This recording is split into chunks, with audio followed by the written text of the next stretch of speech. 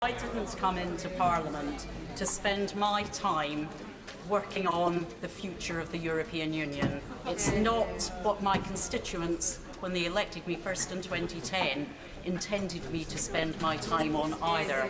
They wanted me to concentrate on their living standards, their security, the future for their children and grandchildren, and a better planet for the future of our world. But actually, all of these things are encompassed in the decision we make tonight about whether or not we accept the deal that is before us, and about our commitment to our ongoing relationship with our European Union neighbours.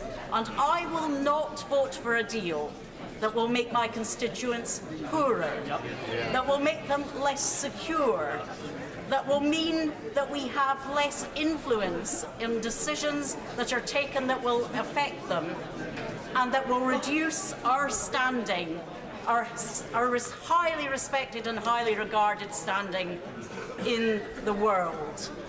I am distressed, as all honourable members are, at the divisions that this Brexit story has revealed, opened up in our country.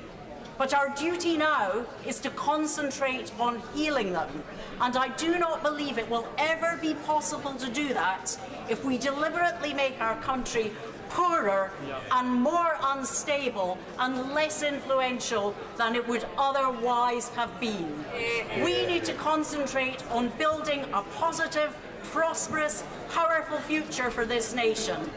Voting to leave the EU and voting for the Prime Minister's way of leaving tonight will not enable us to do so. That woman!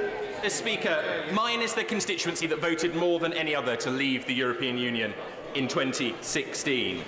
If we do not give back control of our laws, borders and money, it will be hard to say that this country is a democracy. The people in 2016 heard all the apocalyptic predictions that we now hear about WTO, and they made a choice. And in part, the country did that because Parliament had, rightly or wrongly, come to be seen as out of touch with the people on a host of issues. If we don't deliver what the people voted for, we will prove them right, and we will damage a democracy further in which people already lack faith. So how do we get there? It is clear that this House does not want to back a no-deal departure. It has already been clear that people on both sides of this House will vote to stop it. So I say to those of my constituents who have called me a traitor and worse that when I vote with the Prime Minister tonight, I do so because I am committed to Brexit, and voting against this deal puts winds in the sails of those who seek to stop it. Those people have had too much success already. Voting against this deal will not bring about a harder Brexit. It will bolster this House's dangerous attempts to undermine it. Those who say no deal is in law and will happen, I say to them this House will rewrite that law. I am voting tonight for the only way out of this conundrum, a necessary gateway, however painful it might be. There is a risk that we get stuck in the backstop, but it is now smaller than the risk of not leaving at all. We in Parliament are better than letting the people down. We deserve to get on with it, to deliver this Brexit, and we should, like it or not in many cases, support this deal tonight. I am going to be incredibly parochial. In the general election of 2017, my personal manifesto to the voters of North Dorset said, and I quote, "I am working for a Brexit right for North Dorset that will support business, protect jobs and workers' rights, promote local farming, safeguard the environment and give opportunities for our young." Having reviewed the deal, I am confident that it meets those commitments and the referendum decision to leave. We live, as we know, in a representative democracy where the voters of North Dorset send me to Westminster to exercise my judgment and support the policies of the Conservative government. I do not, and none of us do, possess the judgment of Solomon. All I can try and do is to assure them that I am trying to do my best for them and for our country. And I am conscious that in so doing, I will not please everyone, but I do not think that is the purpose of politics. I'm a Democrat. I voted Remain and my side lost. The referendum was not, as we know, our finest hour. The majority of the House has made clear that it would support the decision and Parliament would deliver it. I maintain that view. A second referendum is fool's gold. Our country's use of referenda is on constitutional issues, and Brexit is now an issue of domestic policy. My right honourable friend, the Prime Minister, has worked, if I may say so, her fingers to the bone to get this deal right. It has my full and unequivocal support. To deliver Brexit, to maintain and build the faith in our democracy, this House should stop the posturing and support my right honourable friend in the lobby tonight. Peter Bottomley. The UK is to leave the EU. That decision was taken 2 years ago. The question is whether we crash out or support the withdrawal agreement, be followed by the period of transition and the future arrangements on trade and relationships. Assuming we're not trying to reverse the referendum, and there isn't a majority, I think, either in the country or in the House for that, the majority of us support the Prime Minister's deal. The majority of Conservative supporters support that. I suspect the majority of Labour supporters support that. And other parties, given a choice, including Northern Ireland, would as well. Our responsibility is to find where there's an overlap between what's possible and what's right. I believe that the negotiated agreement on withdrawal is that position. For the opposition, to be reasonably polite, they seem to resemble members of the Scarabaei family, who are upside down, pushing in the wrong direction, don't quite know where they're going. If the choice for the country is between chaos and compromise, I think this agreement is the right way of being sensible, and I back the plan in the national interest. Thank you. Jeremy Corbyn. Thank you, Mr. Speaker. This has been a vitally important debate for the future of our country and our future relationship with the European Union, following the decision of the people in the 2016 referendum. The debate today is the culmination of one of the most chaotic and extraordinary parliamentary processes I've ever experienced in my 35 years as a member of this House.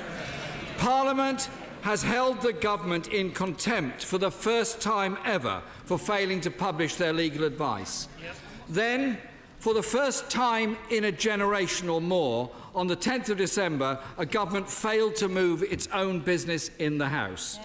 The government has been defeated on a vote in its own finance bill for the first time since the 1970s. The Prime Minister opened the debate on her deal more than 1 month ago, a debate that was due to end on the 11th of December, but she pulled it in a panic. As she herself conceded, it would have been rejected by a significant margin.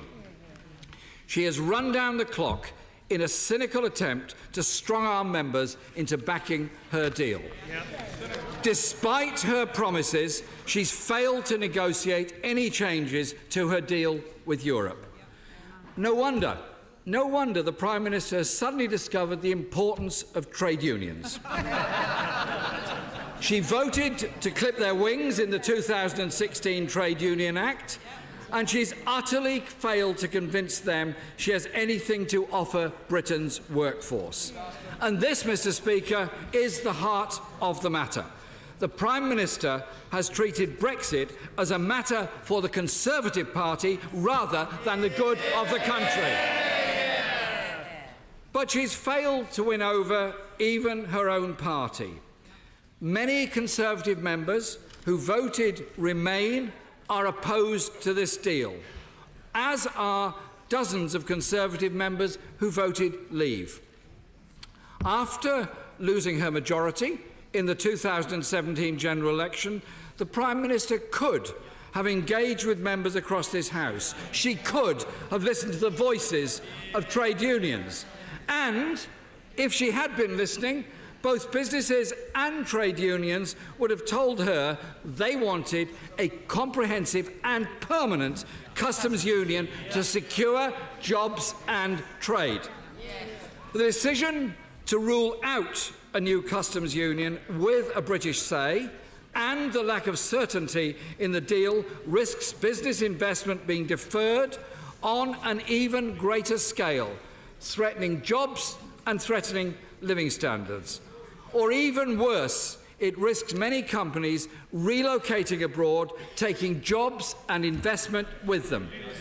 Mr. Speaker, many workers know exactly this situation because they are facing this reality now.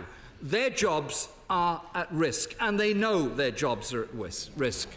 Both the First Ministers of Wales and Scotland have also made clear to the Prime Minister their support for a customs union to protect jobs and the economy. This deal fails to provide any certainty about future trade. It fails to guarantee our participation in European agencies and initiatives. Losing this cooperation undermines our security, denies our citizens opportunity and damages our industries. Mr. Speaker, the withdrawal agreement is, in short, a reckless leap in the dark. It takes this country no closer to understanding our post-Brexit future, and neither does the future partnership document. Under this deal, in December 2020, we will be faced with a choice: either pay more and extend the transition period, or lock us into the backstop. At that point, the UK would be over a barrel. We would have left the EU, have lost the UK rebate, and be forced to pay whatever was demanded. Alternatively, the backstop would come into force, an arrangement with which there is no time limit or endpoint. It locks Britain into a deal from which it cannot leave without the agreement of the EU. And as my friend, the member for Holborn and St Pancras, has pointed out on so many occasions, this is unprecedented in British history. The last 2 years gives us no confidence that this government can do a deal in under 2 years. So at some point before December 2020, the focus would then inevitably shift from negotiations on the future relationship to negotiations on an extension to the transition period, including negotiations on what further payments we should make to the European Union. The vague partnership document says, and I quote, "It can lead to a spectrum of different outcomes as well as checks and controls." That doesn't show to me any clarity whatsoever in that document. And there is not even any mention of the famed frictionless trade that was promised in the Chequers proposals. The former Brexit secretary, that's one of the former Brexit secretaries, promised a detailed, precise and substantive document. The government spectacularly failed to deliver it. So, Mr. Speaker, I can confirm this, that Labour will vote against this deal tonight. And, Mr. Speaker, Labour will vote against it because it's a bad deal for this country. And as we have heard over the past week, members in all parties, including many in the Conservative Party, will join us in rejecting this botched and damaging deal. And I welcome the fact there is a clear majority to reject any no-deal outcome. The amendment to the Finance Bill last week demonstrated the will of the House on rejecting the danger, and it is a danger, of a no-deal outcome that would cause such chaos to so many people across this country.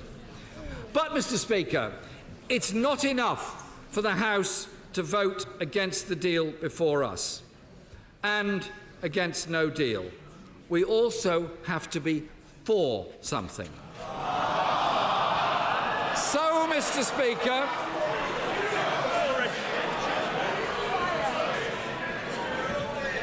Mr. Speaker, in the coming days, it is vital that this House has the opportunity to debate and vote on the way forward, to consider all the options available.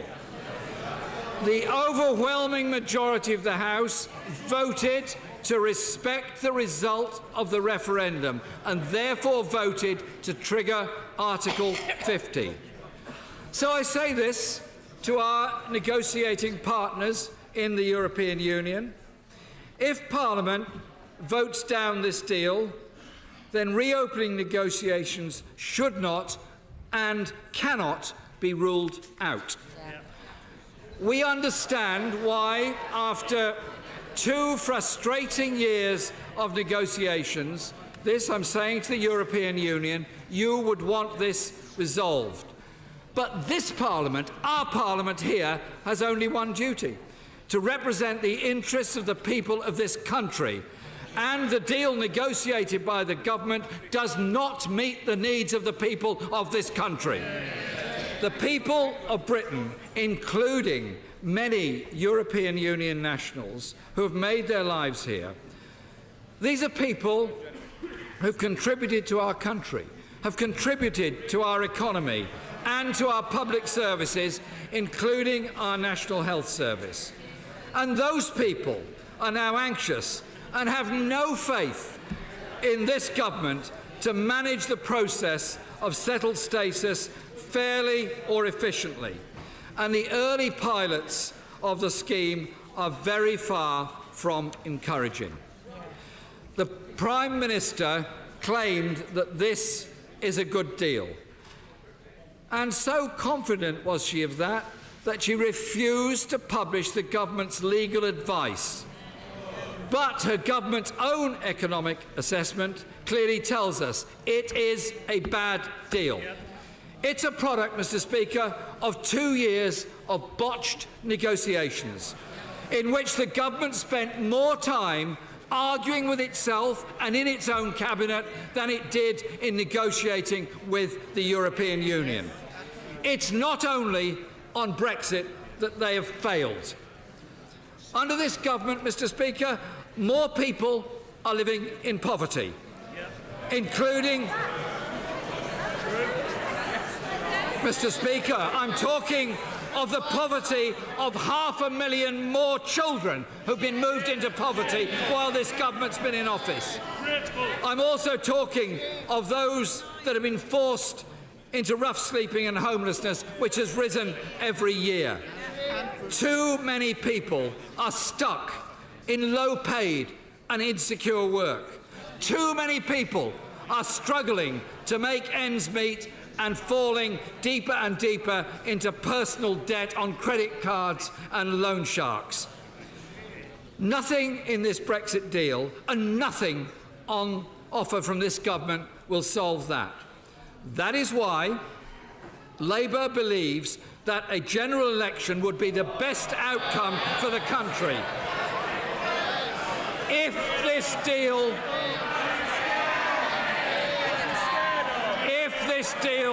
is rejected tonight, we need, Mr. Speaker, to keep in mind that the vast majority of the people of this country don't think of themselves as Remainers or Leavers.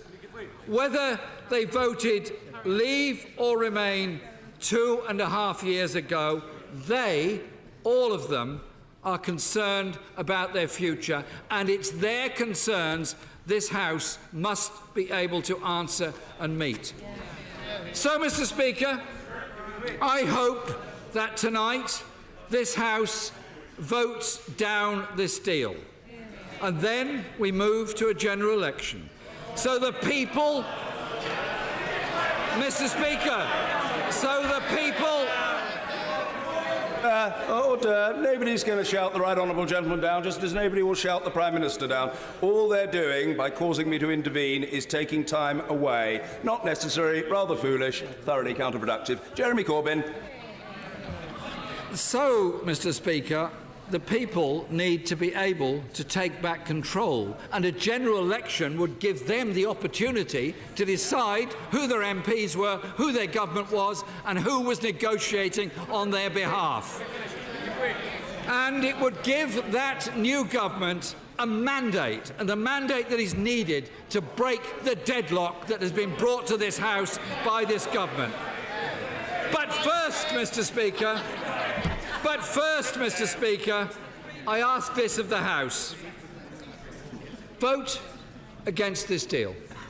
Vote against this deal because we've had a very long and very detailed debate in this House. More members have spoken in this debate than almost any other debate I can remember.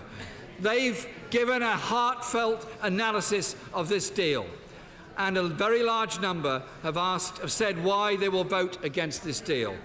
Quite simply, Mr. Speaker, this deal is bad for our economy, a bad deal for our democracy, and a bad deal for this country. I ask the House tonight to do the right thing. Reject this deal. Reject this deal because of the harm it would do, and show that we as MPs are speaking up for the people that we represent, who recognise this deal is dangerous for this country and bad for them, their living standards, and for our collective future.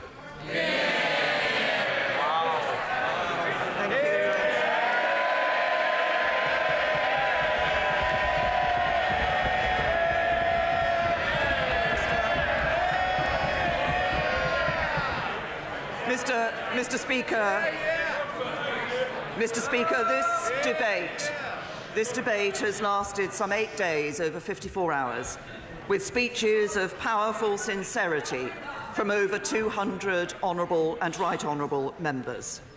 It has been historic for our Parliament and for our country. We have heard contributions from every perspective, looking at all aspects of this complex and vital question.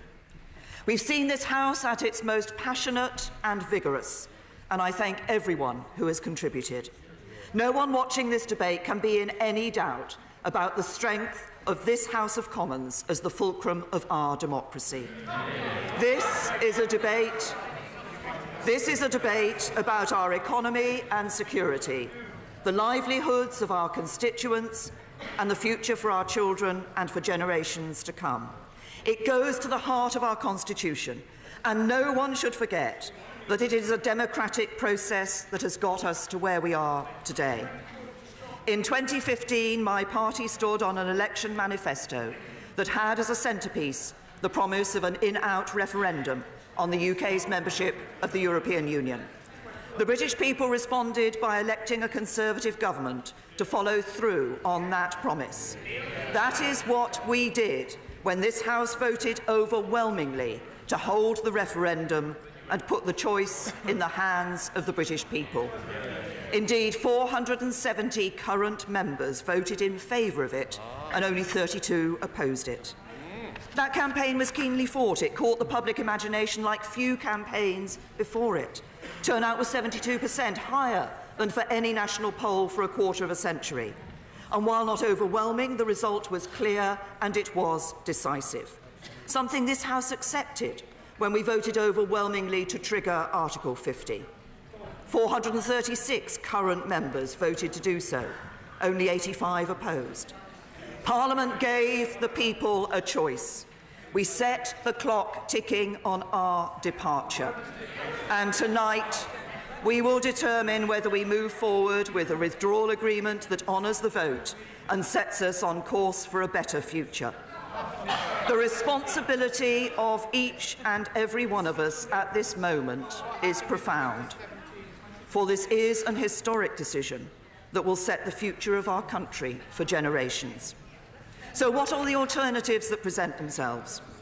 First, we could decide it's all too difficult and give up, either by revoking Article 50 or passing the back buck to the British people. in a second referendum. But I believe we have a duty to deliver on the democratic decision of the British people, and to do so in a way that brings our country together. A second referendum would lead instead to further division. There'd be no agreement to the question, let alone the answer. It would say to the people we were elected to serve that we were unwilling to do what they had instructed.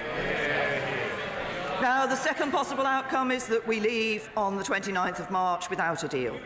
But I don't believe that's what the British people voted for, because they were told that if they voted to leave, they could still expect a good trading relationship with the European Union.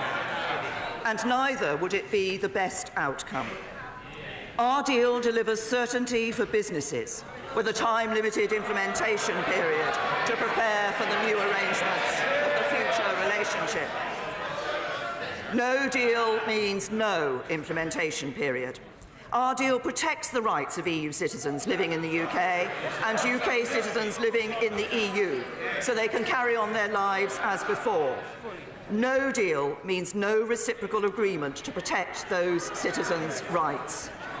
Our deal delivers the deepest security partnership in the EU's history, so our police and security services can continue to work together with their European partners to keep all our people safe. No deal means no such security partnership. And our deal delivers the foundations for an unprecedented economic relationship with the EU that is more ambitious, that is... I said earlier it was becoming really rather a noisy and unseemly atmosphere, and that has now resumed. It must stop. The Prime Minister must be heard. The Prime Minister. Our deal delivers the foundations for an unprecedented economic relationship with the EU that is more ambitious than anything they have ever entered into with a third country. It will give us the benefits of trading with the European Union and the ability to forge new trade deals in our own right. No deal means those new trade deals come at the expense of a trade deal with Europe, not in addition to it. So while it is categorically wrong to suggest that our country could not ultimately make a success of no deal, it is equally wrong to suggest that this is the best outcome. Now, third, there is the path advocated by the Leader of the Opposition, and we've heard it again, of calling a general election. But today's vote is not about what's best for the Leader of the Opposition. It is about what is best for the country. And at the end of a general election, whatever the result, the choices facing us will not have changed. It will still be no Brexit, leaving with no deal, or leaving with a deal. And there's no guarantee that an election would make the parliamentary arithmetic any easier. All it would gain is 2 more months of uncertainty and division.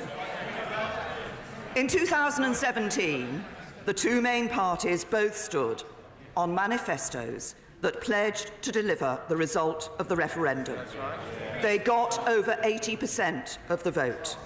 People had the opportunity to vote for a second referendum by supporting the Liberal Democrats in 2017.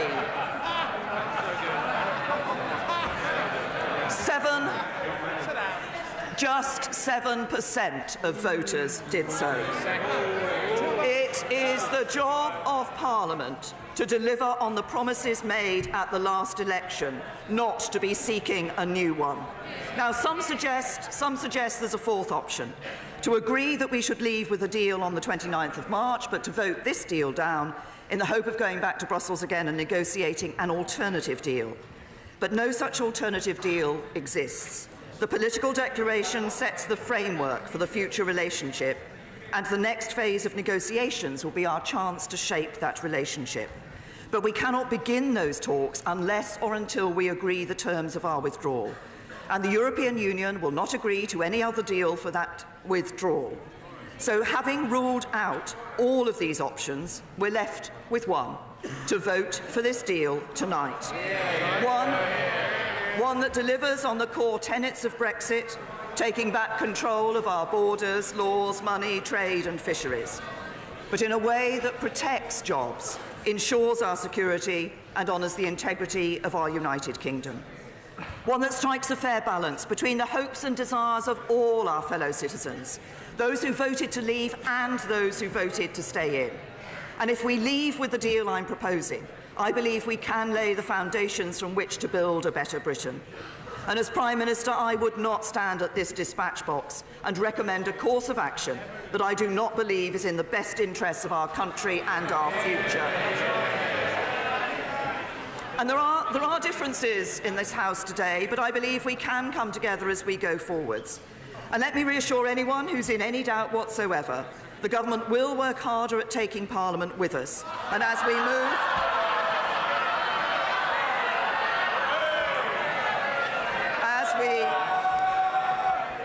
we move on to the next phase of negotiations, we will be looking to work with Parliament to seek that consensus.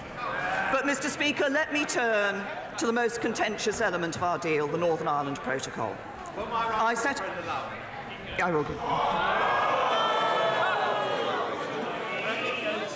My right honourable friend, the Prime Minister, knows that what concerns many of us is the possibility of the permanent nature of the Northern Ireland backstop. May I refer her to my Amendment B on the order paper, which sets a deadline for that backstop, and may I ask her what is the attitude of the government to my amendment? Can I thank my right honourable friend for the question he's asked and for the work that he has been doing to try to find a way through on this particular issue. And I know he's spent a long time consulting with international lawyers on this issue. The government isn't able to accept the amendment that has been selected, that my right honourable friend has put down that has been selected tonight, because we have a different opinion and a different interpretation of the Vienna Convention. But I note that my right honourable friend has put down an alternative proposals in relation to this issue. The government is willing to look at creative solutions and will be happy to carry on working with my right honourable friend in relation to that particular issue. I said I would turn to the Northern Ireland. Order. The House must calm itself. Zen. Restraint, patience. Hear the Prime Minister. I set out the government's position in detail on my statement yesterday, so I'm not going to go over it again. But the key thing to remember is this isn't a commitment we're making to the European Union. It's a commitment to the people of Northern Ireland and Ireland that they will be able to carry on living their lives as they do today. It's about saying that whatever happens when we leave the EU, we will honour the Belfast Agreement. Its success has been built on allowing people from both communities in Northern Ireland to feel that their identities are respected under the principle of consent. For many people in Northern Ireland, that means having a seamless land border between the UK and Ireland, which is also essential for their economy. For others, that means fully respecting the fact that Northern Ireland is an intrinsic part of the United Kingdom. No one wants to see the return of a hard border. And as a proud unionist, I share the concerns of members who are determined that we do not undermine the strength of our United Kingdom. But it is not enough simply to make these assertions. We have to put in place arrangements that deliver those ends. And it's not just as simple as some would like it to be. So, as Prime Minister for the whole UK, it's my duty to provide a solution that works for the people of Northern Ireland. The answer lies in agreeing our future economic relationship, but we need an insurance policy to guarantee there will be no hard border if that future relationship is not in place by the end of the implementation period. I'll give way to the Leader of the Democratic Union. Very grateful to the Prime Minister for giving way.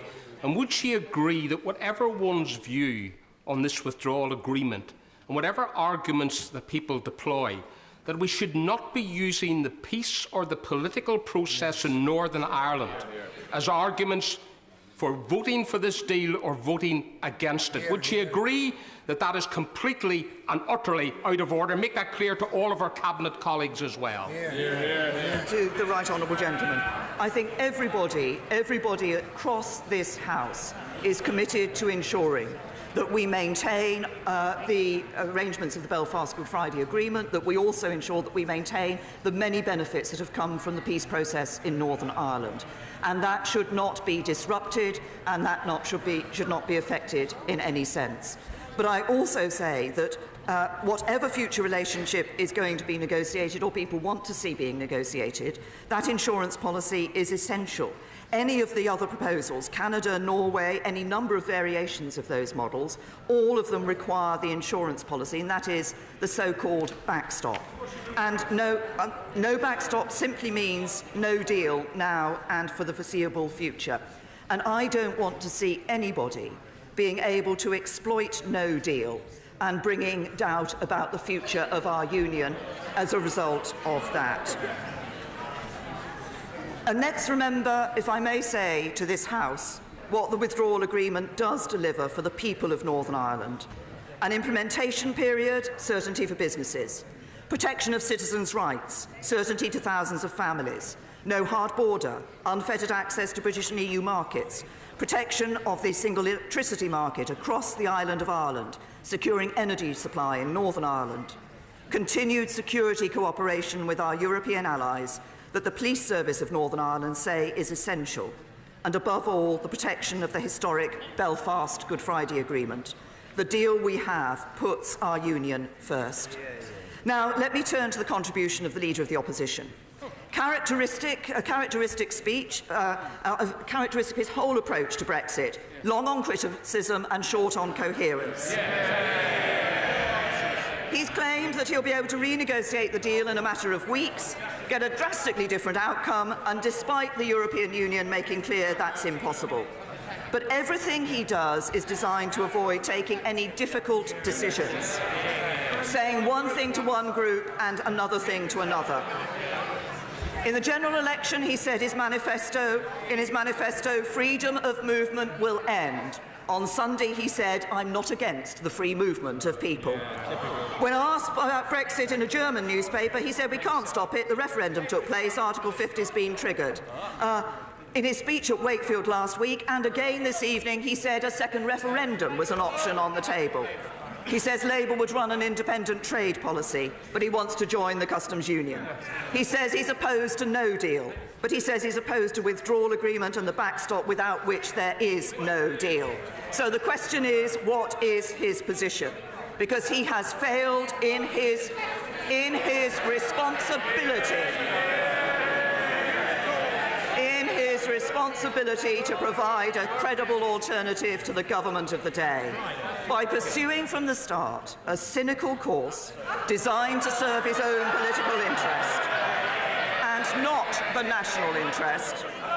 He has forfeited the right to demand loyalty from those of his MPs who take a more pragmatic view, because he doesn't care whether we leave or not, with a deal or not, as long as he can maximise disruption and uncertainty and the likelihood of a general election. And I hope that members opposite, who faithfully pledged to their constituents that they would respect the result of the referendum, that they think carefully before voting against a deal which delivers Brexit. And I hope that those who fear leaving without a deal, whose constituents rely on manufacturing jobs, think very carefully about rejecting a deal that is the only guaranteed way to take no deal off the table. Mr. Speaker, this is the most significant vote that any of us will ever be part of in our political careers. After all the debate, all the disagreement, all the division, the time has now come for all of us in this House to make a decision. A decision that will define our country for decades to come. A decision that will determine the future for our constituents, their children, and their grandchildren. A decision that each of us will have to justify and live with for many years to come. We know the consequences of voting for this deal. They are laid out in black and white in the pages of the withdrawal agreement. But no one who votes against this deal will be able to tell their constituents what real-world outcome they voted for, because a vote against this deal is a vote for nothing more than uncertainty, division, and the very real risk of no deal. I'm very grateful for the Prime Minister for giving way. Prime Minister, on any of the analysis of Brexit, economic growth will be lower than staying in the European Union. Will the Prime Minister not realise, on the basis of the knowledge and on the fact that people are going to lose opportunities as a consequence of Brexit, the alternative is to extend Article 50, go back, give the people the say. Let's act in all our interests on the basis of the information that we now have. I say to the right honourable gentleman, Parliament gave the British people a choice. Parliament, the government of the time, all parties, all those campaigning in that referendum were absolutely clear that whatever the decision of that referendum, it would be respected by government and by Parliament. And I believe that we have a duty to deliver on that referendum vote, and to do so in a way that does protect people's jobs and protects our security and protects our union. A vote against this deal is a vote for nothing more than uncertainty, division, and the very real risk of no deal or no Brexit at all. And it doesn't have to be that way. Tonight we can choose certainty over uncertainty. We can choose unity over division. We can choose to deliver on our promise to the British people, not break that promise and endanger trust in politics for a generation. Because as members of Parliament, we have a duty to serve not our own self-interest nor that of our parties, but the people we were elected to represent. It is the people of this country that we were sent here to serve. The people of this country who queued up at polling stations, who cast their ballots so they might put their faith in us. It is the people of this country who entrusted us with the sacred right to build for them and their children and grandchildren the brighter future they expect and deserve. And if we act in the national interest and back this deal tonight, then tomorrow we can begin to build that future together. If we act in the national interest and back this deal tonight, we can build a country that works for everyone. Together we can show the people we serve that their voices have been heard, that their trust was not misplaced, that our politics can and does deliver, that politicians can rise above our differences and come together to do what the people asked of us. That is the test history has set for us today. It will determine the future of our country for generations. We each have a solemn responsibility to deliver Brexit and take this country forward. And with my whole heart, I call on this House to discharge that responsibility together, and I commend this motion to the House.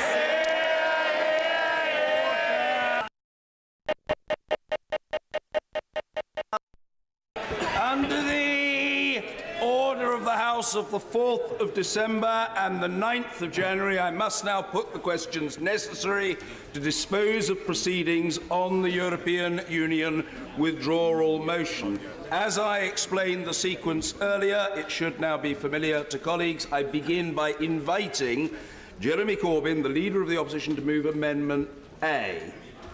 Mr. Speaker. Not moved. I turn now to the second of the amendments, that in the name of the Leader of the Scottish National Party, Mr. Ian Blackford, Amendment K. Not moved, Mr. Speaker. Moved. Thank you. I turn to the Right Honourable Gentleman, the member for Gainsborough, to move, if he so wishes, Amendment B. In view of the positive response from the PM, not moved. Moved. Very well. And finally, I invite Mr. John Barron to move Amendment F. I beg to move. Mr. Speaker. The question is that the amendment in the name of the honourable gentleman and of others, Amendment F, be made. As many as are of that opinion say aye. Of the contrary, no.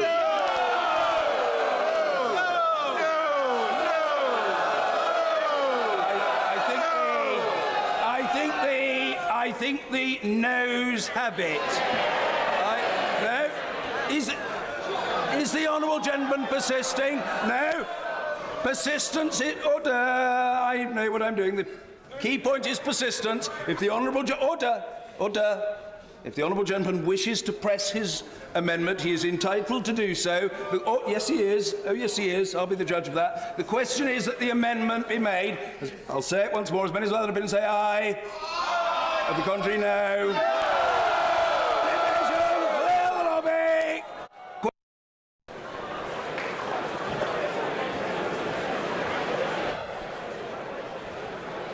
Well, welcome to BBC Parliament's coverage of the critical series of Commons votes that will determine what happens next with Brexit.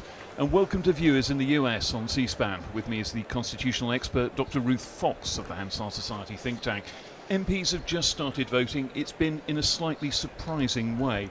There was an expectation that big amendments from the Labour Party and the Scottish National Party were going to be pressed to a vote, but they've decided not to do that this evening. They apparently want a clean vote directly on the Prime Minister's deal, uncluttered by any amendments. It's been a long and formidable debate, 50-plus hours stretching well back into last week, building on a previous abortive debate which was unexpectedly suspended before Christmas.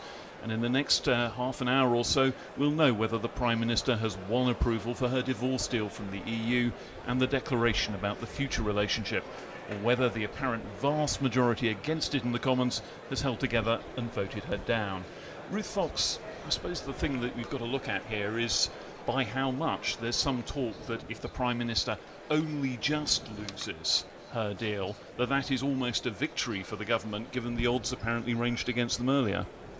Well, yes, Mark. I mean, if we look at back in December when the government pulled this vote, there was talk that they might lose by 200, possibly more. In terms of historic levels that the government will be looking at, the biggest government defeat on a whipped vote, courtesy of our colleague Professor Philip Cowley, who's run these rebellion numbers, is 166. If the Prime Minister manages to lose by 10, 15, 20, 30, then they will regard that as a success. But you have to put that in context. This is a treaty, an international agreement that the government has been negotiating for 2 years. Frankly, a loss of anything is an epic failure, frankly, of political statecraft on the part of the Prime Minister. And you actually have to go back to put it in context to 1864 to find when the government last Let's just pause a moment. The Speaker's just speaking. F, as in F for Freddie, be made. As many as are of that opinion say aye. Of the contrary, no. Tellers for the ayes, Sir Mike Penning and Nigel Evans. Tellers for the noes, Wendy Morton and Ian Stewart. I should just say that the Speaker there running through some of the Commons formalities involved in all this. He's just named the tellers. These are the MPs who count the votes for the rest of the MPs. This is all part of the usual setup. When the division is between an amendment proposed by a backbencher and perhaps opposed by the government, then you have a set of government whips on one side and then supporters of whoever's proposing the amendment doing the counting for the other side. It's just one of the timeless rituals of the House of Commons, indeed a very long established ritual, Ruth. It is, yes, and they will come back, line up before the table, before the Speaker, and they will announce the vote. And two from each side, and we'll have to see who are the MPs standing near the Speaker's the dispatch box of the opposition to figure out who's won. Yeah, indeed, and that's how it works. You'll know who's won because the supporters of the winning side, as you see it in the pictures of the House of Commons, they will be on the left side of the dispatch box, nearest to the opposition benches. So the people standing nearest to the leader of the opposition are going to be the winning side. So if you see John Barron's supporters standing nearby, and most people think that's quite an unlikely contingency, standing right next to the opposition front bench, then you'll know that Mr. Barron's amendment has won the day and will be added to the official government motion. His words are words that are added to the government motion. Basically, he's focusing on the big controversy that has dogged the Brexit agreement for some months now, this idea of a Northern Ireland backstop, a special mechanism that prevents a hard border being thrown up if Britain leaves the EU between Northern Ireland and the Irish Republic. That's been something that's been very controversial because the implication of doing that is that Britain stays in a customs union when perhaps it doesn't want to be. And there's a lot of debate about whether or not that is something that the country could even tolerate. Sir Edward Lee, who had another amendment on this same issue, decided to pull his, not force it to a vote, after some reassurances from the Prime Minister from the front bench. But others have found it very difficult to swallow, and John Barron is, in a sense, carrying their standard. He's a highly influential backbencher, I should say. He was one of the very small handful of Conservatives who voted against the Iraq War, for example. So he's been standing against a number of tides throughout his entire career. Ruth, though, even an amendment that's a sort of sympathetic amendment may be difficult for the government to swallow. Yes, I mean, at the end of the day, they have got to be able to ratify this agreement. And as things stand, if this amendment were to go through, the introduction of a unilateral right to revoke the Northern Ireland Irish backstop is something that, first of all, the EU would find very, very difficult to wear. And whilst the amendment is supportive of the withdrawal agreement, the fact that they want to add on a proviso to it may be something that the government can't legally accept. And just interrupt you for a moment just to point out something that's happening on your screens at the moment. You can see just at the bar of the House the white line running across right in the foreground of your picture, a wheelchair. I think that the person on that wheelchair is the Labour MP Tulip Siddiqui, who's delayed having her baby induced so she could be present at this vote. The woman in the blue suit who was just talking to her is Andrea Leadsom, the leader of the House of Commons, and you can see a number of MPs sort of pausing to say supportive things and smile and talk to Tulip as she sits there. But that's just one of the sort of subplots that's been going around in these proceedings today. Well, let's get back to the issue of the backstop, because that's the thing that is now going to dog the government. The point you were making was that the government can't really accept anything that adds on to its official wording that might seem to undermine it when it's dealing with the European Union. And indeed the European Union, I suppose, might take the view that if Britain's saying it's going to bail out of an agreement whenever Britain finds it inconvenient, then the agreement isn't as binding as they want it to be. Yeah, and this has been the European Union's argument all along. If you have a backstop, you can't time limit it, and you can't unilaterally revoke it. The backstop is there as the insurance policy, and the EU has been clear on that all along, and the British government in principle accepted the terms of that last December. And here we are tonight, the Conservative backbencher trying to insert that as a proviso for the House's support for the agreement. Yes, indeed. We're getting now rather fewer votes than perhaps we'd anticipated. This is the only amendment that's still live after that brief, rather sort of decorous little ceremony at the end of the debate there, but first Jeremy Corbyn for the Labour Party, then Ian Blackford for the Scottish National Party, and then Sir Edward Lee for his own backbench amendment, all declined to press their amendments to the vote. And you then have this rather bizarre ritual that they have in the House of Commons, where the Speaker tries to decide things on voices, and the respective sides of the argument shout as loudly as possible, and eventually, if it's clear that that no one's going to back down, in effect, the Speaker has to call a division, and so the MPs have to march physically through the two long lobbies, the aye lobby and the no lobby, that are on either side of the chamber, out of sight here at the moment. Yes, and this is where it's interesting in terms of, you were mentioning Tulip Siddiq, the lady MP in the wheelchair. In our system, MPs actually have to be within the precincts of the Palace of Westminster in order to vote, and they have to go, unless there's an agreement between the whips, they have to go through the voting lobbies on either side of the chamber. So we don't here in Westminster have electronic voting. a few weeks ago to introduce that debate, and hence Tulip Siddiq has had to delay, as you say, having her baby to be here for this historic vote. Well, indeed, and of course Tulip Siddiq's situation follows on from an earlier controversy in an earlier Brexit vote last autumn. The Liberal Democrat MP Jo Swinson, who was then pregnant, thought that she had an arrangement made with a Conservative MP. This is another one of the Brexit rituals where the Speaker insists that the doors are locked. This is all part of the elaborate precautions the Commons has been running for centuries to make sure that no interloper intrudes in the debate. But Jo Swinson, the Liberal Democrat MP who was pregnant, thought she had a pair, that is someone who was going to stand out from the vote, so that her vote was in effect cancelled out. And then that pair wasn't honoured, and there were, whether you believe it was confusion or a deliberate deception, Jo Swinson was not very happy about it, and Tulip Siddiq is obviously taking no risks this time and has decided to attend in person on this occasion. Now we're still waiting here. These you can see a number of MPs popping through, emerging, I think, from the division lobbies. They will have registered their name, they will have given to the tellers in there who are Commons officials, and they will also have been noted by the MP tellers, because the MPs, as it were, keep a sort of backstop check, if I can use that word, on the voting proceedings. And they're the ones who come into the chamber perhaps in a few minutes' time now. And Jo Swinson, indeed, you can see now talking to Tulip Siddiq. Jo Swinson in the orange dress with the black jacket, now in conversation. I wonder if they're exchanging reminiscences here. But in a few minutes' time, the two sets of MP tellers will appear in front of the Commons table to deliver the result of this vote. And then very swiftly after that, we'll move on to the vote on the main motion. The Speaker will read out the result after having had it announced to him by the tellers. That will sort of read it into the record.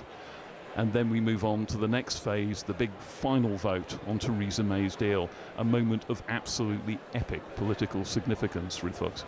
Yes, I mean, one of the great historic votes in the House of Commons. We all, of course, remember events in the chamber. Great atmosphere, great historical occasions, so things like Margaret Thatcher's resignation, the Maastricht votes and so on, Geoffrey Howe's resignation speech. These are the great Commons moments we remember, and I suspect this will be one of them. However, if, as we predict, the government is going to lose its motion tonight, and as we predict, this amendment probably will not pass, although it's been going to be a great moment of parliamentary historic occasion, in the end we're probably not going to be an awful lot further forward in knowing what's going to happen in terms of the next steps. You do get the impression that this is not going to be, even in the next few weeks, the last big Brexit vote. If this deal is defeated tonight, there will be more. There will be further debates, further votes, further controversy, and the interesting question is who the cast of characters will be. Will it still be Theresa May as Prime Minister continuing this? It looks very much as if that will be the case, but we will have to wait and see. Yes, I mean this feels a bit like the sort of the phony war, and we probably face possibly a vote next week. We'll certainly have to have a government statement. We expect the Prime Minister tonight will say something. There'll be Prime Minister's questions tomorrow. The government is going to have to bring forward a statement in a few days, at the latest, saying what it's going to do. And if it doesn't win the vote tonight, then it's got to come forward and do something else, or try again. Put this motion in this form or in slightly amended form to the House again, and try and persuade more members. So a lot will depend upon the arithmetic. The alternative is, are there members in the House who can come up with something more creative to force a vote in some way, in a different way to this amendment process, to force the House to make some choices? Well, that's the great question. At the moment, there seems that almost the growth is being forced of whole new Commons procedures to try and find a way out of the Brexit impasse that has dogged the House of Commons for months now. All sorts of exotic ideas about backbench bills suddenly going in ahead of government measures, which sounds very technical, but in the context of the House of Commons is an extraordinarily big and important innovation. All sorts of ideas like that are being debated. I suppose the first inkling we might get of what's afoot is what, if anything, the Prime Minister says in reaction to the vote. It's open to her to get up and say something immediately after the result is announced, as indeed it's open to Jeremy Corbyn. Jeremy Corbyn today, in his speech, talked about wanting an early general election, but as far as I was able to hear, stopped short of saying that he was going to immediately move a vote of no confidence in the government if this vote was lost. Yes, I mean, the problem Labour has got is that it probably, unless the Democratic Unionist Party from Northern Ireland, which has hitherto been propping up the Theresa May's government, unless they are prepared to vote with Labour on a no-confidence motion, they don't have the numbers to win that vote.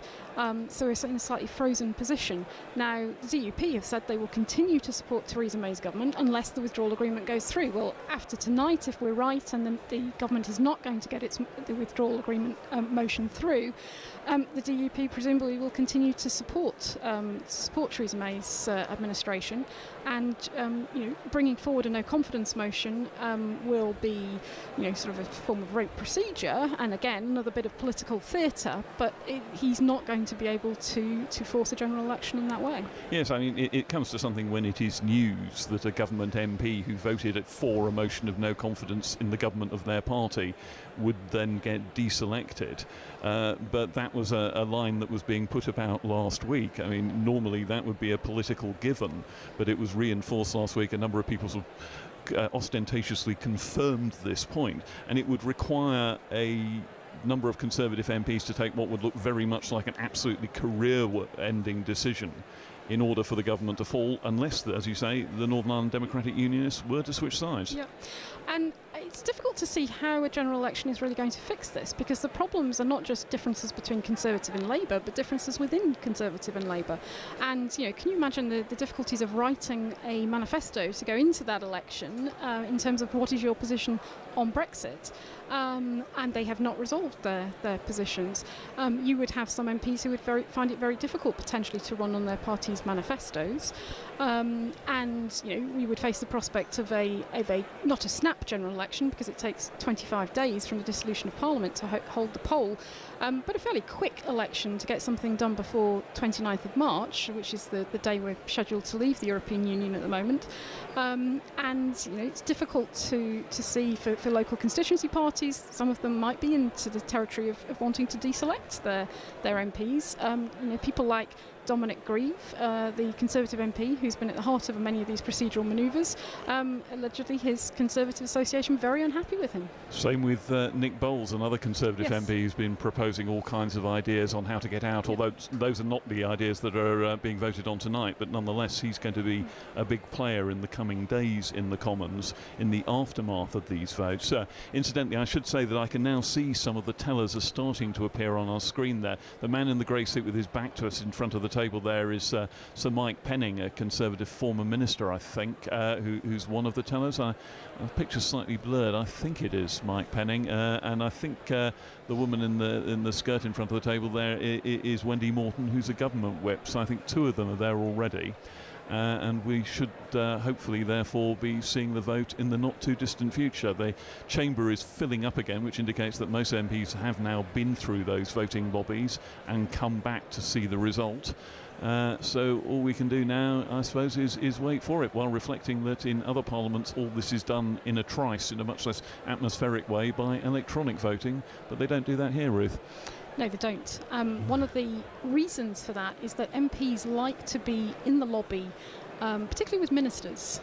If ministers were not called to the House physically to vote, it'd be much more difficult for backbench MPs to have an opportunity to talk to them, to lobby them on the issues of concern, whether that's general national political issues or whether that's quite local constituency matters. And MPs are quite wedded to that.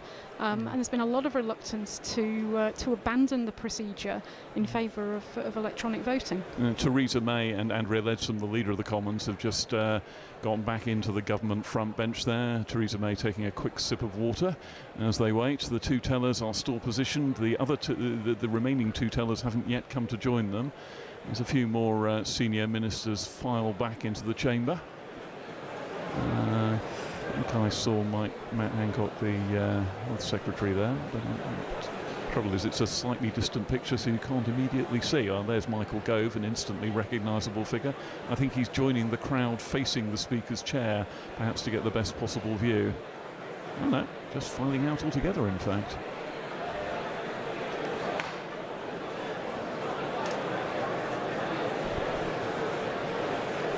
And one of the things to watch out for here is the extent of the government defeat, if it is indeed a defeat on this amendment. I don't know whether it will be.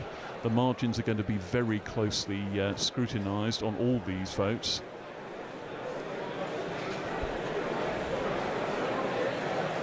And the voting behaviour of individual MPs, I imagine there will be quite a lot of interest in anyone who's abstained as well. I think on balance, Ruth Fox, the government would expect to win this amendment, wouldn't it? Yes, I would think so. Would be certainly what they would be hoping for.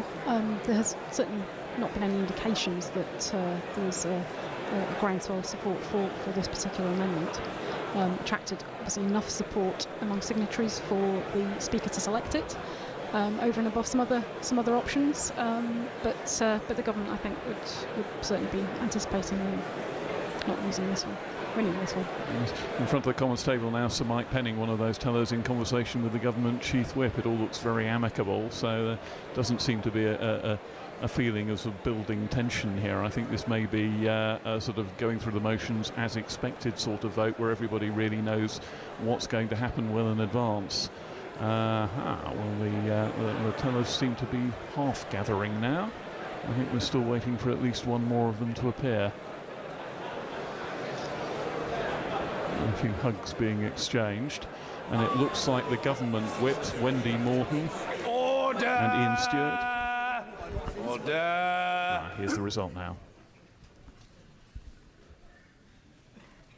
The ayes to the right were 24. The noes to the left were 600.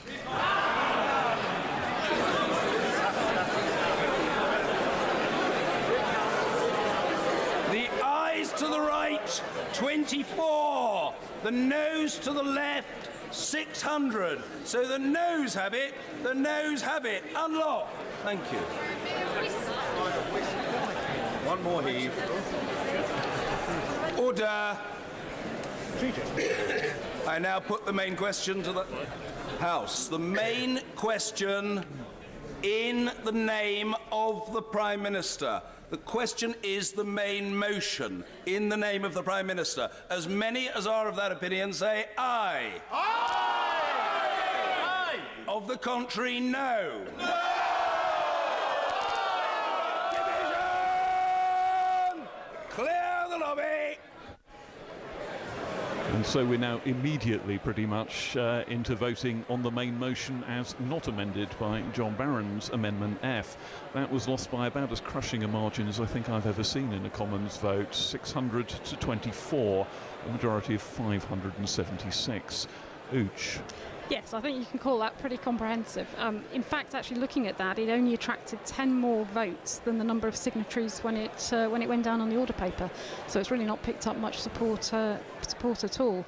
Interesting that a number of MPs perhaps not voted in that division. So 624, 650 MPs. If you take out the Speaker and Sinn Féin MPs, 7 of them who don't vote, then that all adds up to suggest that possibly a number of MPs did not participate. I possibly suppose there might be some abstentions. There might be a couple of people who are unavoidably absent, ill. Yes, yeah. I know that there are said to be a couple of MPs whose health wasn't up to attending today. But I think you could also hear the irritation from some people in the Commons that they'd been required to go through this elaborate procedure when the vast majority of the House was so evidently against John Barron's amendment. So I think that there were a few snarls when such a landslide majority was announced. Yes, I mean you could hear that detector in the House.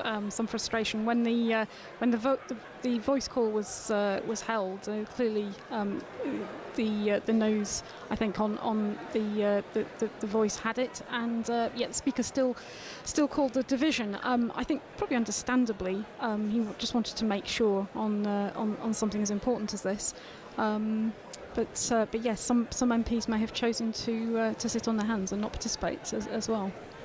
Yes, indeed. Well, now is the really big moment, though. This is the final vote on the Prime Minister's deal, at least in this round. Is the main motion in the name of the Prime Minister? As many as have their opinion say aye. Aye. Of the contrary, no. No. Tellers for the ayes, Wendy Morton and Ian Stewart. Tellers for the noes, Vicky Foxcroft and Nick Smith.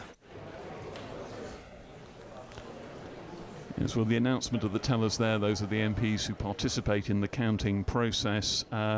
Much more straightforward this time. You don't have to find backbenchers to tell for a backbench amendment. And so we've got Wendy Morton and Ian Stewart on the Conservative side, and Vicky Foxcroft. And who was the second teller? It was Nick Smith. And Vicky Foxcroft and Nick Smith, both Labour frontbenchers. So that will clearly be a fairly straightforward clash now, presided over by the two-party machines, but with the other parties falling in beside their respective allies in all this. And I think it's pretty much the Conservatives' official line, plus everybody else in terms of other parties on the other side, minus a few Labour rebels. And this is going to be one of the really interesting things about this vote.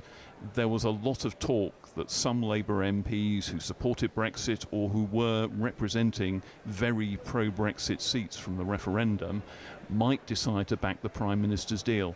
A few of them announced their intention to do so in the course of the debate today. So it'll be interesting to see how many more there are. Are there some sort of submarine Brexiteers who are now going to have to surface and hoist their true colours?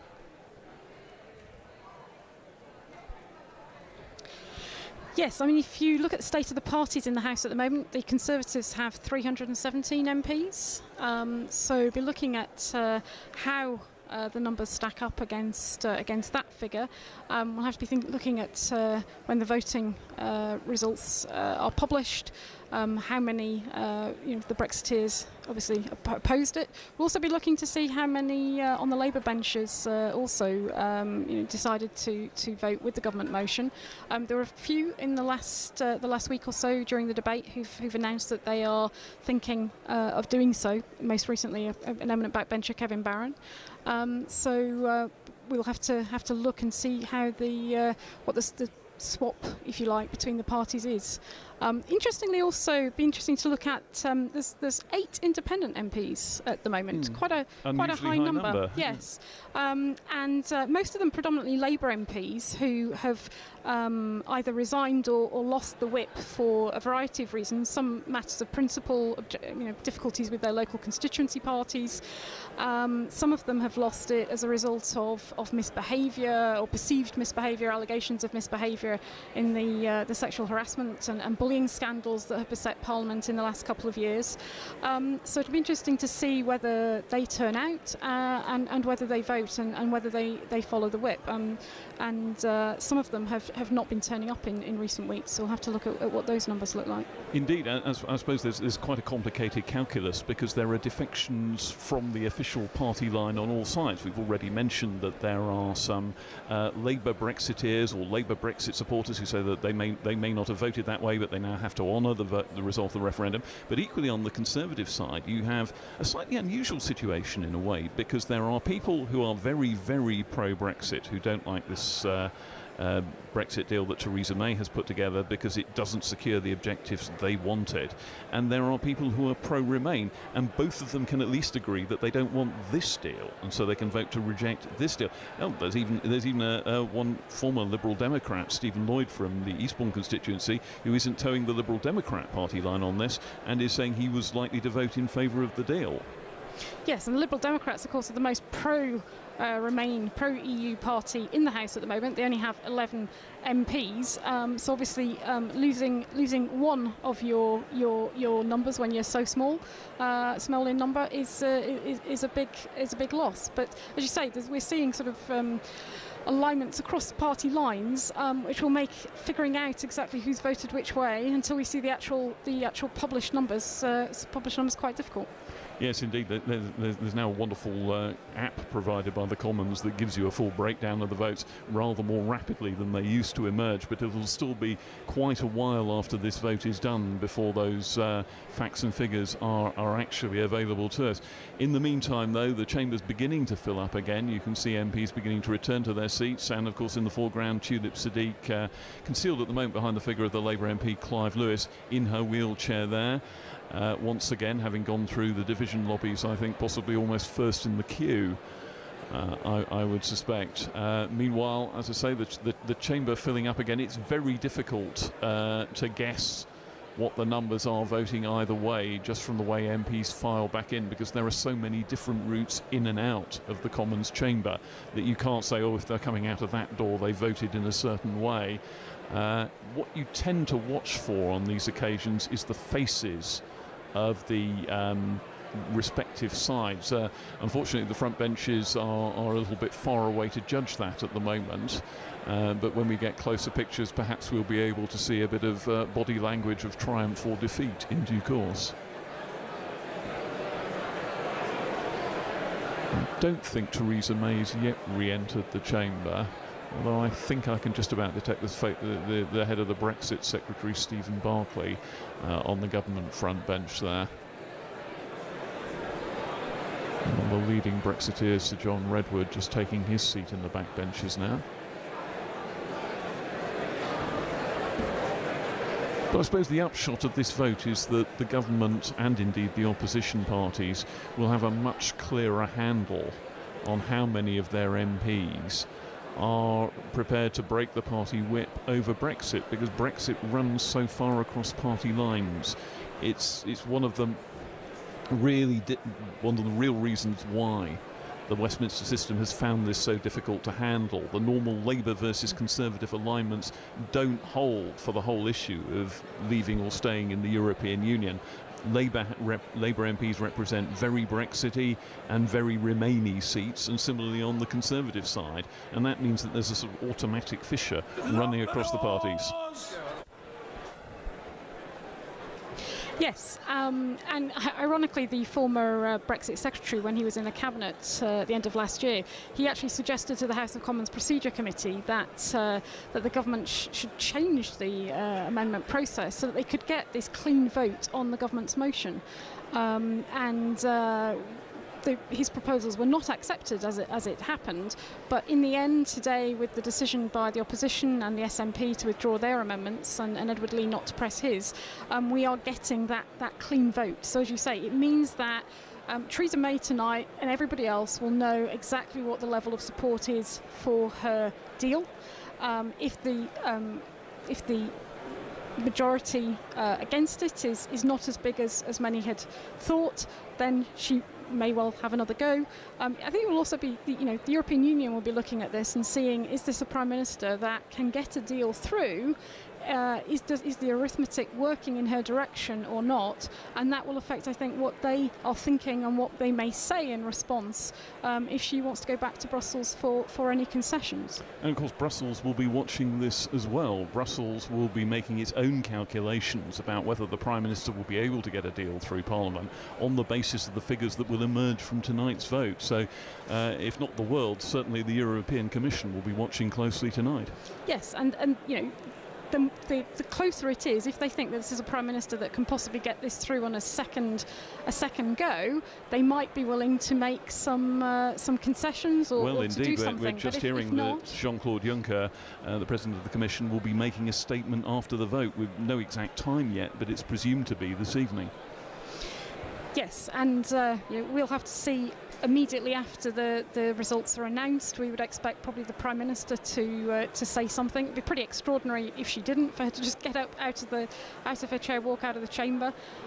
We may or may not have a response from the Leader of the Opposition, depending upon what she says. I understand Jean-Claude Juncker has flown back from an earlier meeting to be in Brussels to make the statement tonight, and so he's changed his diary. And as you said, not just people here in the United Kingdom that are watching this, but all around the world. Yes, indeed. And, well, the vote looks as if it's edging ever closer now. The chamber's almost filled right up again, but no sign yet of those tellers who'll be able to give the government the numbers on the vote, and will they be announcing it at the table, one imagines, fairly shortly.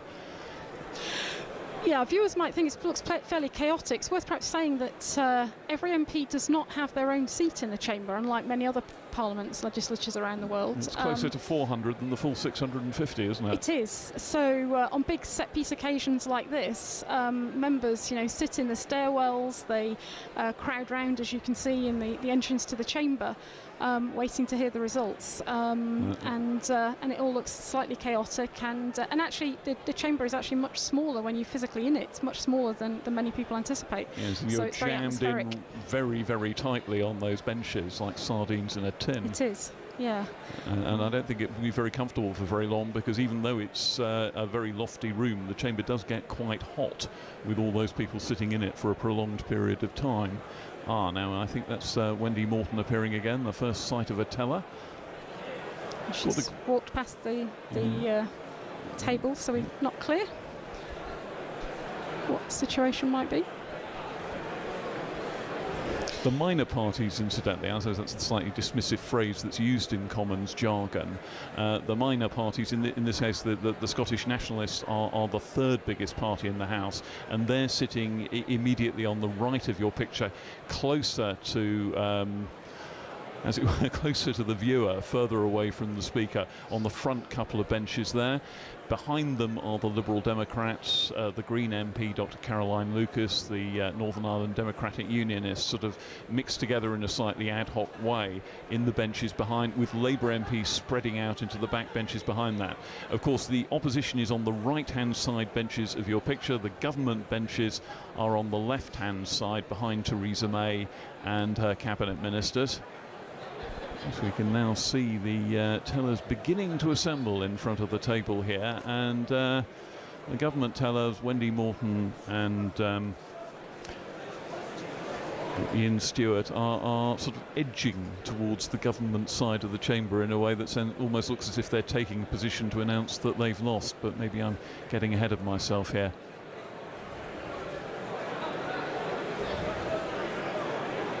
As you can tell, the expectant hum. This is one of those big Commons occasions where the atmosphere becomes absolutely electric, partly because there are just so many people jammed in. It always produces a tension of its own. Could also add, in terms of the seating, that in front of the Speaker, viewers will be able to see 3 people sat at a table. They are the clerks who advise the Speaker on procedure, engage with members about procedural matters. They keep check on time and so on.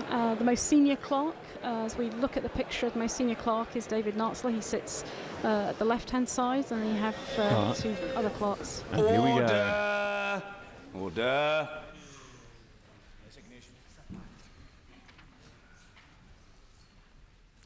The ayes to the right, 202. The noes to the left, 432.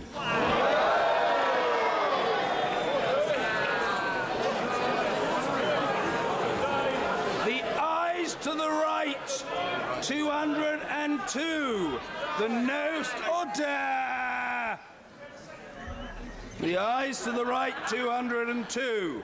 The noes to the left, 432. So the noes have it. The noes have it. Unlock. On a point of order.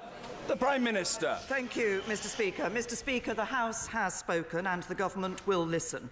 It is clear that the House does not support this deal, but tonight's vote tells us nothing about what it does support. Nothing about how or even if it intends to honour the decision the British people took in a referendum Parliament decided to hold. And people, particularly EU citizens who've made their home here, and UK citizens living in the EU, deserve clarity on these questions as soon as possible. Order. There's no good people shouting. There will be an opportunity for other points of order, but the Prime Minister must and will be heard. The Prime Minister. Those whose jobs rely on our trade with the EU need that clarity. So, with your permission, Mr. Speaker, I'd like to set out briefly how the government intends to proceed.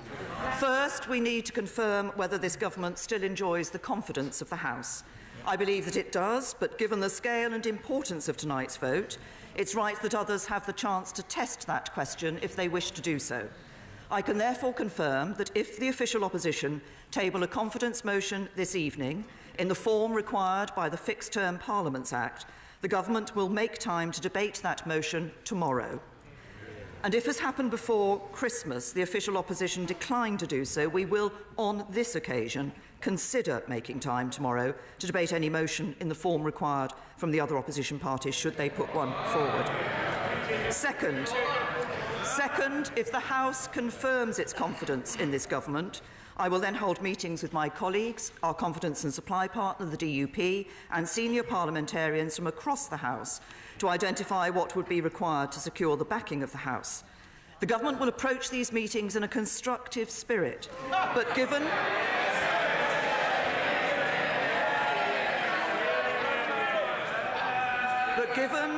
the urgent need to make progress, we must focus on ideas that are genuinely negotiable and have sufficient support in this House. Third, if these meetings yield such ideas, the government will then explore them with the European Union. Mr. Speaker, I want to end by offering two reassurances. The first is to those who fear that the government's strategy is to run down the clock to the 29th of March. That is not our strategy. I've always believed that the best way forward is to leave in an orderly way with a good deal, and have devoted much of the last 2 years negotiating such a deal.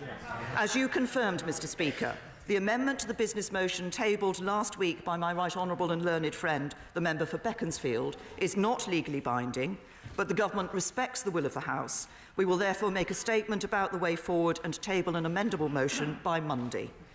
The second reassurance is to the British people who voted to leave the European Union in the referendum 2.5 years ago.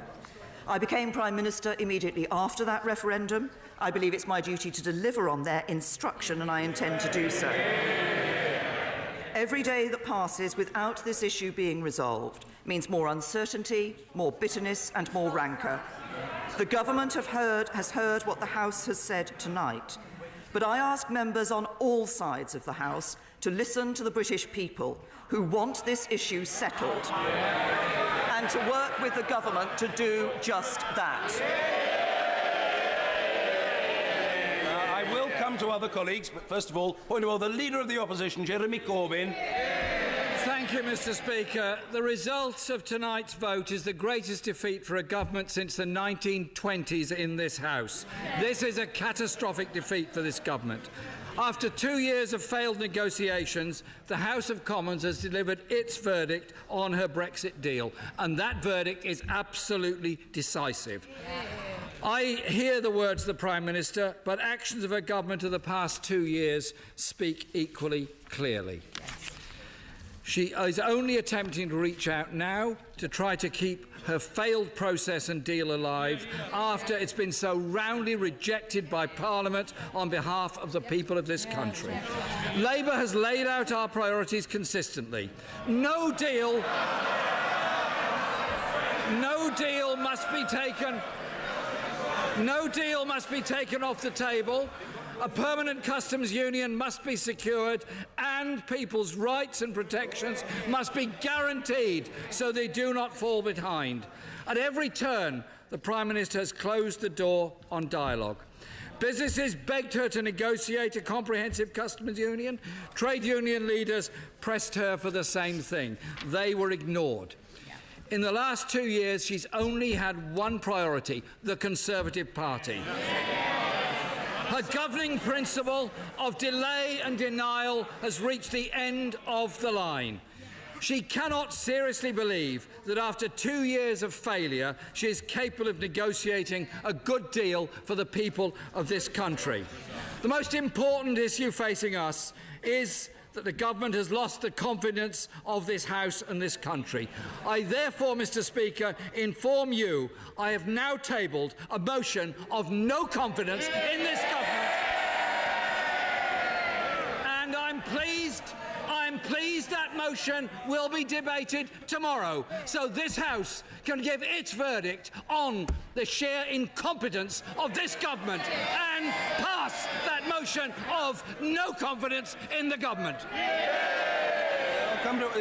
First of all, just come to the leader. I will come to the right honourable gentleman, of course, but a point of order, the Leader of the House.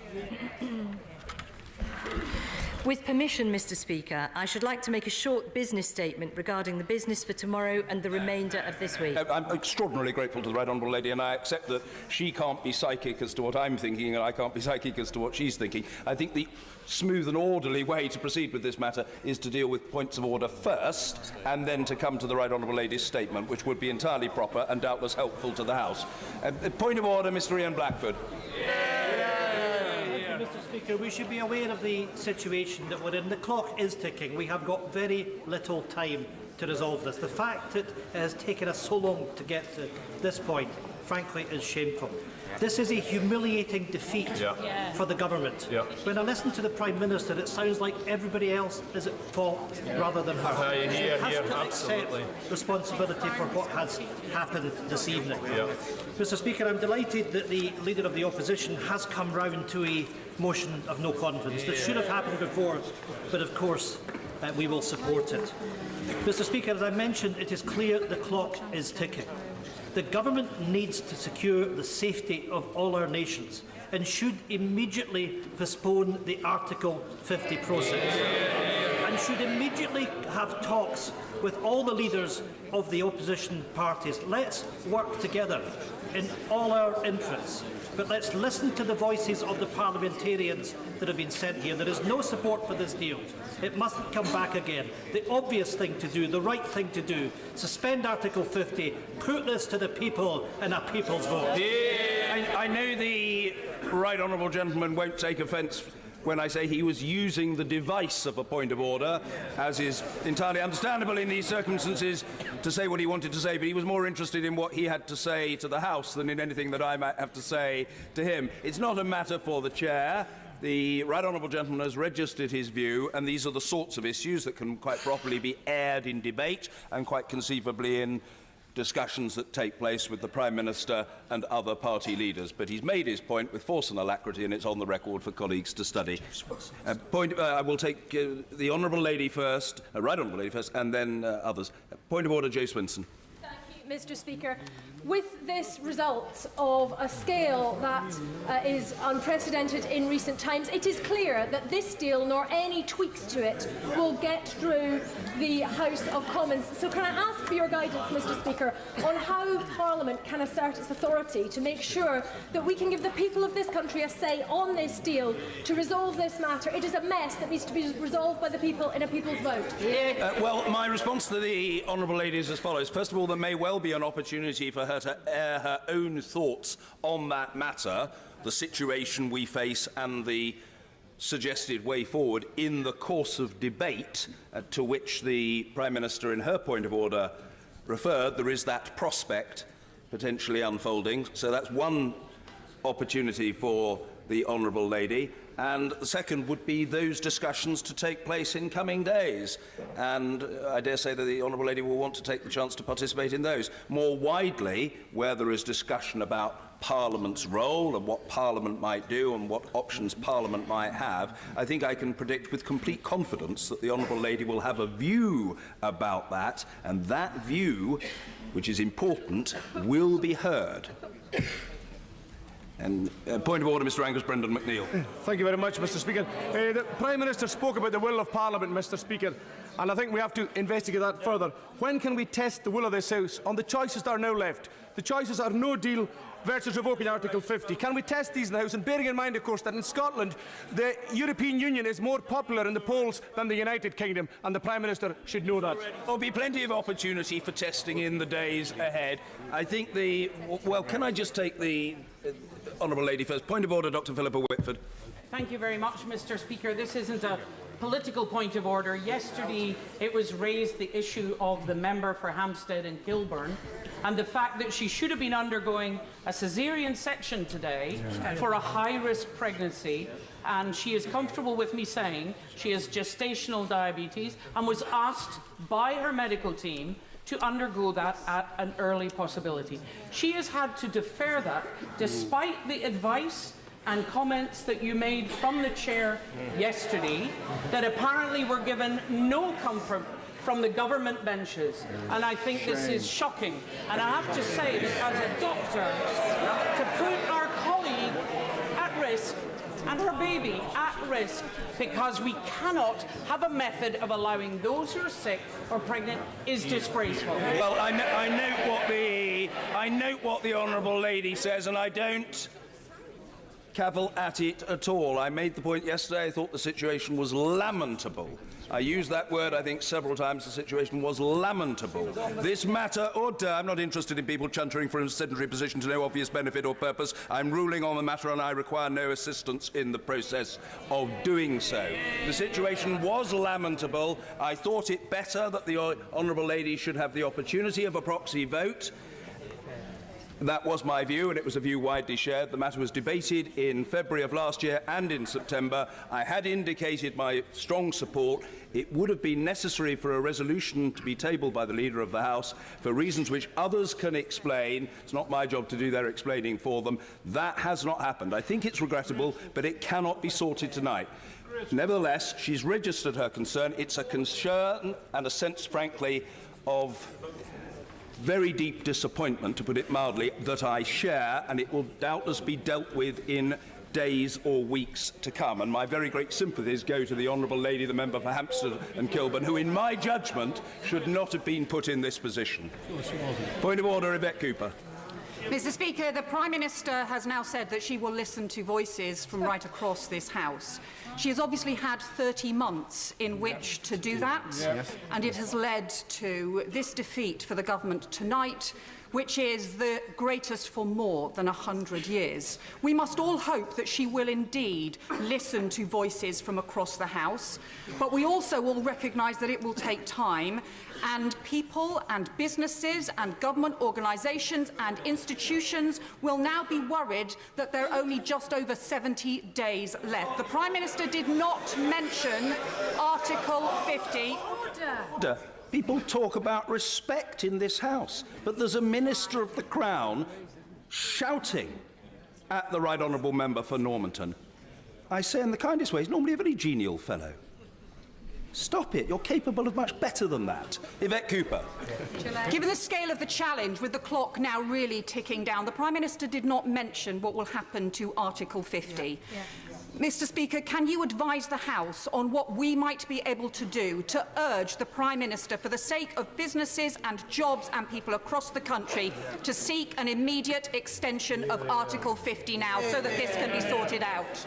Well, the answer is, in the first instance, these are matters that can be aired in debate tomorrow. I don't think it's right for me tonight to give a ruling on what the Right Honourable Lady or others should or shouldn't do. She will be aware of the presentation of bill that took place in the name of another member who I believe also has views on these matters. These will be, I'm sure, discussed in the days ahead, not merely in private meetings, but I feel certain on the floor of the House. And of one thing I am sure: that which members wish to debate and which they determine shall be subject to a vote will be debated and voted upon. That seems to me so blindingly obvious that no sensible person would disagree with the proposition. If MPs want to debate a matter and to vote on it, that opportunity will, I'm sure, unfold in the period ahead.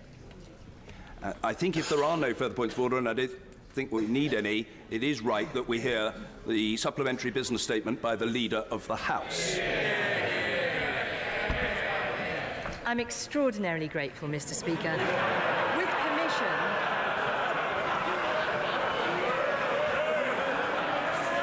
Be honest.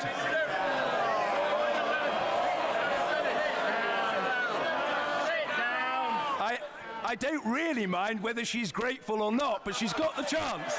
The Leader of the House. Thank you for that clarification, Mr. Speaker. With permission, I should like to make a short business statement regarding the business for tomorrow and the remainder of this week. Wednesday, the 16th of January, the House will be asked to consider a motion of no confidence in Her Majesty's Government under Section 2(4) of the Fixed Term Parliaments Act of 2011 in the name of the Leader of the Opposition. Thursday, the 17th of January, debate on a motion on mental health first aid in the workplace, followed by general debate on children's social care in England. The subjects for these debates were determined by the Backbench Business Committee. I shall make a further business statement in the usual way on Thursday. Thank you, Mr. Speaker. Thank you. The Shadow Leader of the House, I remind the House that the supplementary business statement is subject to questioning, but its terms are comparatively narrow, and I implore members to recognise the implication and spirit of that fact. The Shadow Leader, Valerie Vaz. Thank you, Mr. Speaker. Can I thank the Leader of the House for the statement and say that the opposition concur with it in the circumstances of the vote. We agree with the debate tomorrow. Thank you. Yes, Mr. Pete Wishart. Could just wonder, Mr. Speaker, whether you could find any way to confirm that the whole day's business tomorrow will be given to the vote of no confidence. According to the legislation that set out the Fixed Term Parliament Act, there's only a requirement for an hour and a half. I'm looking to the Leader of the House just to confirm that the whole day will be available. The Chief Whip is shaking his head, so I am sufficiently persuaded that that's going to be the case. So he's nodding his head, rather, so I'm satisfied that that is the case, and the Leader of the House is just about to confirm that. Yes, subject to the agreement of the House. It would be useful to know the timings. I mean, ordinarily, the Chair is approached about these matters, which is the sensible way to deal with it. But we do need to know what the timing is, and I hope the Right Honourable Lady will either be able to advise now or to confer with colleagues later in the evening, so that there is clarity on that matter. And then we'll be all very satisfied. The Leader. Mr. Speaker, I can confirm that your office has the proposal for a business motion tomorrow that proposes that the debate takes place for the whole day until 7 p.m. Grateful, thank you. Point of order, thank you very much indeed. Supplementary business motion, Wes Streeting. Mr. Speaker, I wasn't sure if we were taking questions on the business statement or points of order, but given the scale of the defeat, the government must surely have seen the inevitable coming. The issues for debate on Thursday are important, but every day wasted is another day closer to exit, particularly without a deal. Are we really debating two motions with no consequence on Thursday, rather than deciding how we're going to move forward on a crucial issue facing our country? Well, the Leader can add to what she said by way of the supplementary business statement if she likes. That seemed to me, if the Honourable Gentleman will forgive me saying so, a kind of curious hybrid between an attempted point of order on the one hand and a question on the supplementary business motion on the other. And I'm not sure if he had to plump for one or the other, which it would be. But what I would say to the Honourable Gentleman is that these matters can be aired in debate tomorrow, in the business question on Thursday, and in subsequent days. So I completely understand that the Honourable Gentleman is seized of the importance of early progress, but that opportunity will unfold in days to come, and I think I can predict with confidence that he'll be in his place, ready to leap to his feet to share his point of view with the House. Yes, is it really going to be necessary? Yeah, Simon Orr. Mr.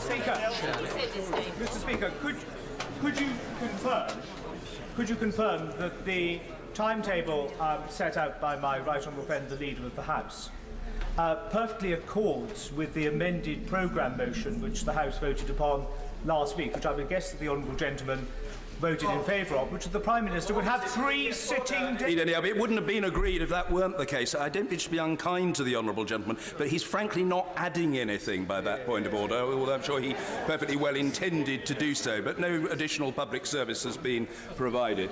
If there are further questions to the Leader, I'm sure she'll be happy to take them within the confines of the supplementary business motion, but if not, I suggest to the House that we proceed to subsequent motions, namely, if memory serves me correctly, motion number 3 on energy conservation, the whip to move. I beg to move. Oh, well, I'm sure the House wants to hear about the energy conservation motion. The question is as on the order paper. As many as are of that opinion say aye. Aye. Of the contrary, no.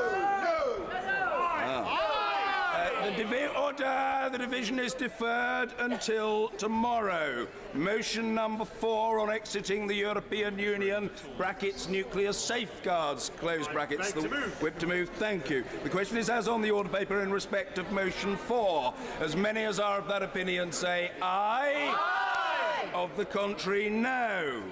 I think the ayes have it. The ayes have it. Motion number 5 entitled Rating and Valuation. I beg to move. The question is as on the order paper. As many as are of that opinion say aye. Aye. Of the contrary, no. I think the ayes have it. The ayes have it. Motion number 6. The Speaker's going through a series of parliamentary formalities now, but Ruth Fox, a pretty historic moment there. Very historic. I mean, 2 parliamentary records have gone there. The biggest government defeat and the biggest Conservative rebellion. So we know the withdrawal agreement isn't going to get through. Whether we will have a general election, we will know tomorrow. And that may at least start to thaw positions and unfreeze decision-making within the parties about what next. Yes, indeed. I suppose we're moving from the slightly odd position where the government lost a motion by a margin of more than 200 just a few minutes ago to a confidence motion the government probably expects to win. Yes, I mean, that's the great irony of this. The Prime Minister has called it in the expectation that she will win it and assert the confidence of the government, and all will depend upon what the DUP decide tomorrow.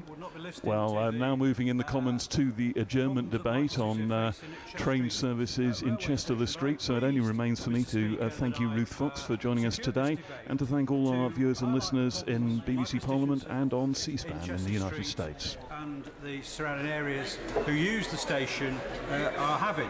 How did you get this? Tonight we've been